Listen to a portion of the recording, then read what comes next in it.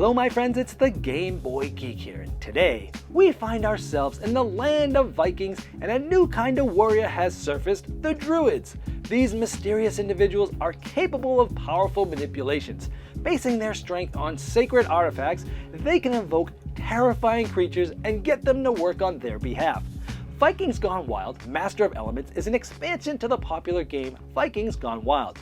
It introduces a new type of resource, elements. All cards from units, Odin's Path, and newly introduced artifacts provide alternative effects that are triggered with these elements. Now, this expansion offers a completely asymmetric start through drafting, which offers a chance to build your strategy early on. Now, this is for 2 to 4 players, takes 1 to 2 hours to play, and today we'll be doing a rule school where I'll teach you how to set up and play the game so that you don't have to read the rulebook yourself. Now, I've placed timestamps below me in the description of this video, just in case you want to jump to a specific section of the rules. Without further ado, let's get started.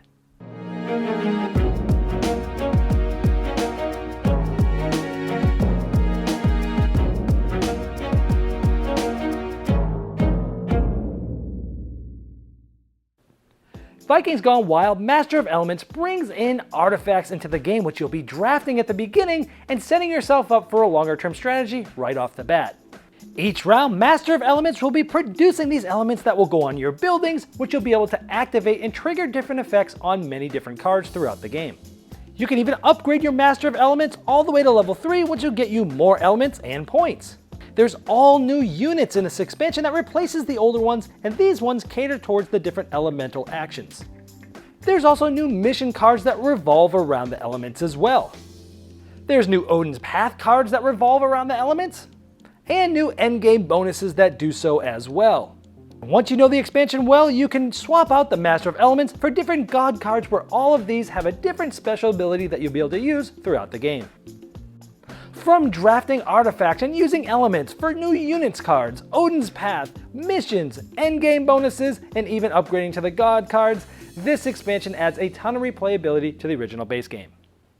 To set up, instead of placing the units and defense cards in the normal place on the left side of the board, you're instead going to place the fire, water, and nature unit cards just as you see here. You can pause it if you want to take a minute to set them up correctly.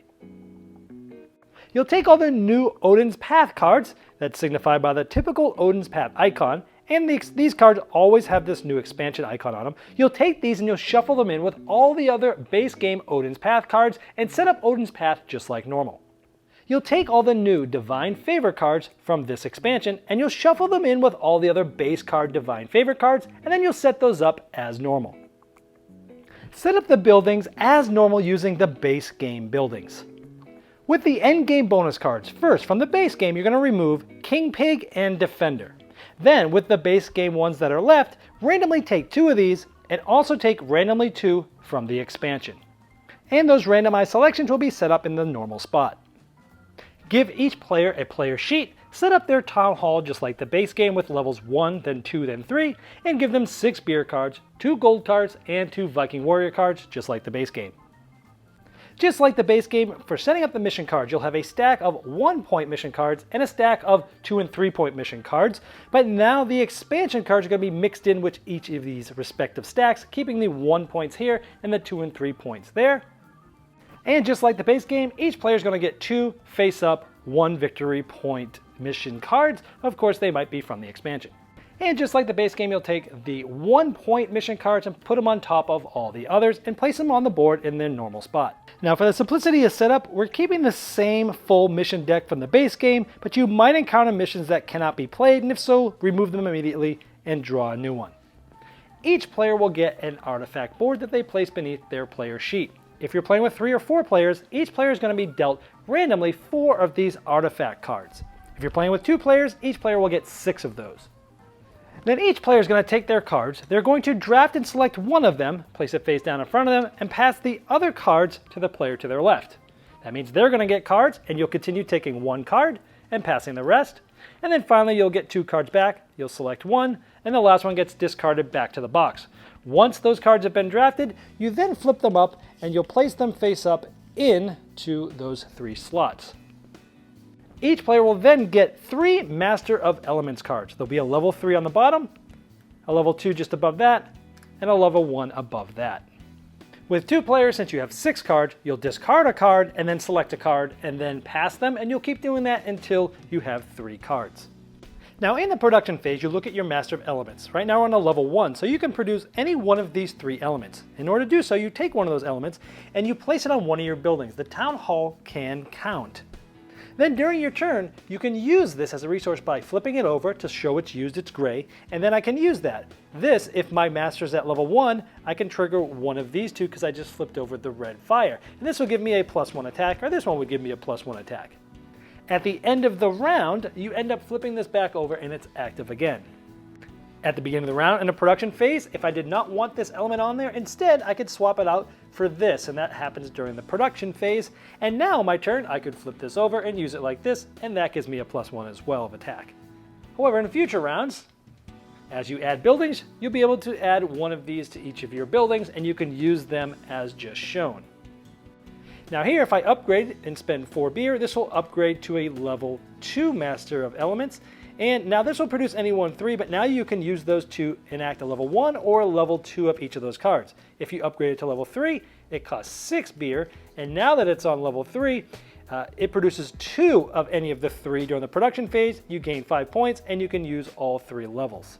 Now keep in mind that each of your artifacts can only be used once per round, but also know that some of the artifacts actually have defense that you'll be triggering on other players' turns when you're being attacked. Also keep in mind there's 2 different types of icons used for elements. The ones on the Master of Elements cards, you can see it's a 3-dimensional token, and those actually create tokens themselves that we showed you earlier. Where any of the ones that you see are flat, these are non-storable elements that you can use to activate effects that round. For example, here you could pay a beer to gain that element to be able to use that round. And same for the other elements of these types. Now here you can see you can combine these 2 elements to get a beer, or these 2 in a specific round to get a gold. Now there's plenty of different artifact cards. Like this one says you need to be able to spend this resource, and you get like this, 1 gold to spend, or 1 storable gold, or 2 storable golds. This one you could spend this element or these elements and get a certain amount of beer. Or this many elements and get 1 beer, draw a card, or draw 2 cards. This one allows you to destroy a card from your hand or give you lots of attack. This one is you're spending a certain amount of those elements as resources and doing what the cards show you. Now when looking at the unit cards in this expansion, some of these cards at the bottom, you can actually use those elements to do something specific when you play that card. For example, for the Water Spirit, at the bottom, if you spend 3 of the water, you can draw a card. Or on the Forest Spirit there on the right, you can spend one of those elements to add 1 attack to any of the units that use that type of element. Now look at the Forest Spirit. Just below its picture, you see it's that type of unit. So certain units are tied to a specific element, and some of them may be triggered from specific cards. And for the Hell's Hound, you can spend a fire element to destroy a card in your hand. For the Triton, you can spend 3 water elements to pick a unit from your discard pile and put it back in your hand. And the Treant actually gives you that element to be able to use in addition to the attack. Now some of the new Odin's Path cards have some different things on them, like this card can cancel the effect of an artifact, but it's still considered used, or you can spend a fire element to reactivate a used artifact. This one allows you to do 2 attack or 1 defense, but you also gain a water element for that round. And similar to here, you have 1 attack or you have 4 of attack if you can spend one of each of those elements and you add that to one of your units. Now, there's a few different variants you can play with this expansion. One of them is to trigger the end game at 40 points instead of 30 for a 3 and 4 player game, and you could play without missions if you like. The final one is God's cards. Now, here we have the Master of Elements that you've already seen, level 1, 2, and 3, and there's many different God cards that you can use. This one here, you can see also has a level 1, 2, and 3. The level 1 and 2 actually work exactly the same, but each God at level 3 has a special ability, like during the drawing phase, draw an additional card, and you gain 3 points in this case. Now to play with the God cards, what you'll do is there's 8 summary cards that has the name of the God and the special ability. You'll take all these up, you'll shuffle them, and you'll deal 2 to each player. Each player will then pick one of those gods, and once chosen, they'll take the level 1, 2, and 3 of that god and put them down with level 3 on the bottom, then 2, and then 1 on top, just like how the Master of Elements was set up, and all the rest of the game is played exactly the same, but obviously using that level 3 ability of that god. Well, I hope this helped you dive right into Vikings Gone Wild Master of Elements and get to the fun quicker than you normally would if you had to read the rulebook yourself. Now, if you have any further questions, I've placed a link below me in the description of this video, and that's the best place to ask them, because not only will I be notified, but so will Lucky Duck Games.